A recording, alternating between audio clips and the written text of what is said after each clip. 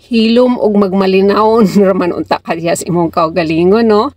Naningkamot ka, pero dili gyud nimo malikayan nga naay tawo bisan wala nimo hilabte, himo-himuan kag istorya, daoton ka, imarites ka, ichismis ka, pero ayaw kabalakaan na nila.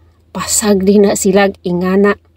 Kay mao gyud na ilang trabaho sa mga chismosa. Hilabtanon bisan wala nimo unsaa, ingana gyud ang kinabuhi. Bisan unsa imuhang buhaton, pangitaan kag istorya sa mga chismosa. Dili gyud ka makalikay ana nila kay mao na ilahang gikabisihan, mao na ilahang matag adlaw nga trabaho nga magbantay sa ilahang isig katawo. Para naa sila'y lingaw, bisan unsa pa imuhang nadungog nga pangdaot diha nila, ayaw gyud paapekto.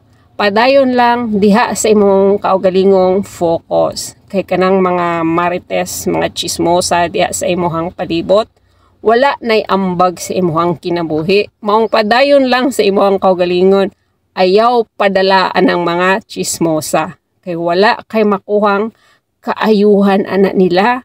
Bisan unsa pa imuhang madungog mga pangdaot didto nila, dili na mao ang basihan sa imong pagkatao. Kanang ilahang pangdaot sa ilahang isig katawo, naka-reflection na sa ilahang kaugalingon. Maong ikaw, ayaw patuli. Pasag di. Ang importante, naningkamot ka diha sa imong kaugalingon nga magmalinawon. Wala kay taong gisamok, wala kay taong giilad, wala kay taong gilimbungan, wala kay taong giagrabyado, padayon lang sa imong kaugalingon para sa imuhang kaayuhan sa kinabuhi.